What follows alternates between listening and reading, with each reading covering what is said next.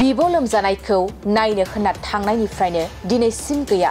थांनाय जानुवारि 31 थारिखआव आंनि बिहामजो फिसौ बिब' लोमजानायखौ नायनो होननानै थांदोंमोन बिहामजोआ। दा ओमफ्राय जा थांदों बिनिफ्रायनो गैया। बिब'निसिमबो सौहैयाखै, न'आवबो सौहैयाखै। बिब'निसिमबो सौहैयाखै, न'आवबो सौहैयाखै। जाथि खुरमा गासैनावबो खबर लाजोब्बाय, गैया। जाथि खुरमा गासैनावबो सोंजोब्बाय, खबर लाजोब्बाय, गैया। दा बबे जायगायाव दं जोंबो मिथिया। दा बबे जायगायाव दङ जोङो मिथिया। नंगौ, फिन आरोबाव सासे आइजोआ 3 बोसोर बैसोनि उन्दै फिसाजोजों लोगोसे गोमानानै दं।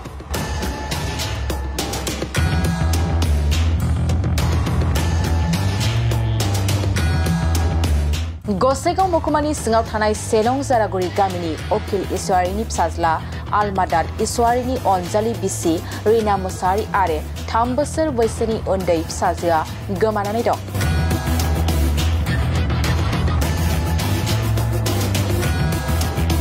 नखरनि सुबुंफ्रा फोरमायनाय बादिब्ला थांनाय जानुवारि दाननि 3 अक्ट'आव गसाइगावआव थानाय गावनि बिब' लोमजानायखौ नायनो होननानै ओंखारलांनायनिफ्रायनो गोमानानै दं रिना मुसाहारिया।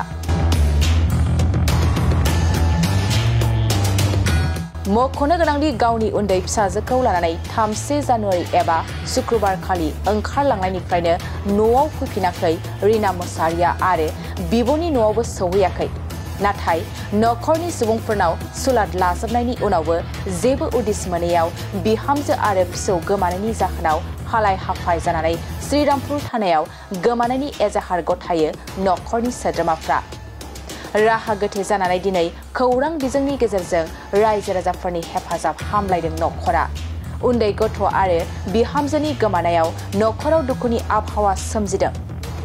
बेनिखायनो सोरबाफोर बहाबाफोर नुसनबायोब्ला 6900944804 एबा 9957186874 जानबुं नम्बराव कल खालामना खौरां हरनो थाखाय खावलायदों नखरनि सुबुंफ्रा।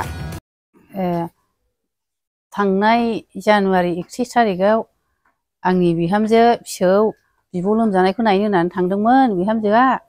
दा ओमफ्राय जा थांदों बिनिफ्रायनो गैया। बिब'निसिमबो सौहैयाखै, न'आवबो सौहैयाखै। जाथि खुरमा गासैनावबो सोंजोब्बाय, खबर लाजोब्बाय, गैया। थानायावबो एप्लाइ हैबाय सुनिबार खालि, ओमफ्राय दा बिसोरबो जेबो रिपर्टखौनो होनो हायाखै। दा बबे जायगायाव दङ जोङो मिथिया। दा सोरबाफोर नुयोला अननानै खिथाहरदो। न'खराव बिराद सिरियास जाबाय, फिसौ गोमानायनि, बिहामजो गोमानायनि। फिसालायाबो गाबबाय थायो, बिफायाबो गाबबाय थायो। दा नुयोब्ला अननानै खिथाहरदो। आंनि बुंनाया बेनोसै। जोङो नागिरजोब्बाय, जेरावबो खबर लाजोब्बाय। बिमा बिफायाबो बुंबाय, बे बिहामजोनि बिमा बिफाया जाथि खुरमानावनो रावनावबो थांफेरखाया होननानै। बिब'नावबो गले गले सोंहरबाय, बिब'नावबो थाङाखैनो। दा बबेयाव गोमाखो नागिरलाबो मोनाखिसै। शुक्रबारनिफ्रायनो गैया, दिनैसिमबो समबार जाबाय। दा अननानै लांनायाथ' सि जोम गानग्रा जोमग्राबोथ' जेबो लाङाखै। ओमफ्राय गावनि डकुमेन्टसफोरखौ लांफादों। जोङो डकुमेन्टसफोरखौ नायजोब्बाय, गावनि फरायनाय मानाय डकुमेन्टसफ्रा गैया। मा नाम बेयो? रिना मुसाहारि। गामिया मा? गामिया जोंनि 1 नम्बर जारागुरि। उन्दैया बेसेबां बोसोर? उन्दैया माबा 3.5 बोसोर जाबाय, स्कुलाव सोजेनबायमोन। दा ओरैहाय न'आव जोंनि फिसालाया बिराद दुखु जायो, गाबबाय थायो। दा बिनिखायनो जोंनो बिहामजोखौ नांफिनगौ, फिसौखौ नांफिनगौ। दा अननानै सोरबाफोर माहायबाफोर नुदोंब्ला खिथाहरदो। बे मबाइल नाम्बारावहाय बुंहरदो, जेन' जोंबो बिहामजोखौ मोनफिनो। थारमाने थांनाय 31 थारमाने फुंनि समाव माने आंनि गामिनिफ्राय अर्थात 1 नम्बर जारागुरि गामिनिफ्रायहाय ओरै उखिल इसवारि होननाय, दा बिनि बिहामजोआ माने गावनि बिब'खौहाय नायनो होननानै गसाइगावआवहाय ओंखारलांदोंमोननो फुङावनो।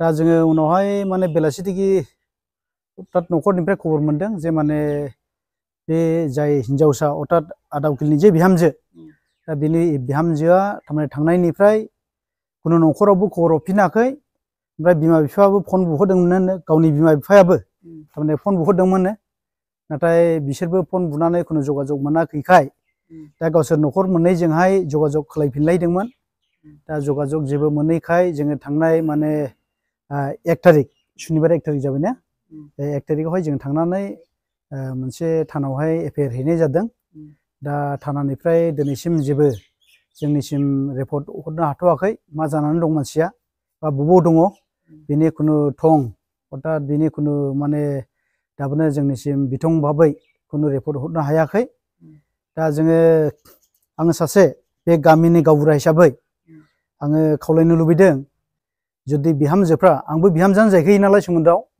बिहामजोफ्रा जुदि न'खरफ्राव माबा मोनसे गाज्रि मोनलायनानै फिसाइफोरजों बा बिहावफोरजों जुदि गाज्रि मोनलायनानै जुदि बबावबा एरायनानै दङब्ला आं लुबैदों जाहैबाय जिहेतु गथ' गोरलै दङ आरो बिसोरो दासो संसार जाफुदों दा बेखायनो जेन' न'आवहाय गावनि न'आव फैफिनो गिदिंनानै आरो जाय सोरबाफ्रा जुदि बे बिहामजोफोरखौ जुदि नुदोंब्ला अननानै बिसोरबो बे न'खरसिम माने खबरखौ हरगोन होननानै आसा खालामदों आरो लोगोसे नैबे ससियेल मिडियानि गेजेरजों आं साफ्रोमबो नायगिरिफोरखौबो खावलायगोन जुदि जेरावखि नुवा मानो अननानै जेन' बे बिहामजोखौहाय बे न'सिम थांनायनि बेबस्थाखौ खालामो बा बे बिहामजोखौहाय खबरफोर मोनोब्ला फनफोरनि गेजेरजोंहाय खोन्थाहरफिनो आं बेखौनो आसा खालामदों।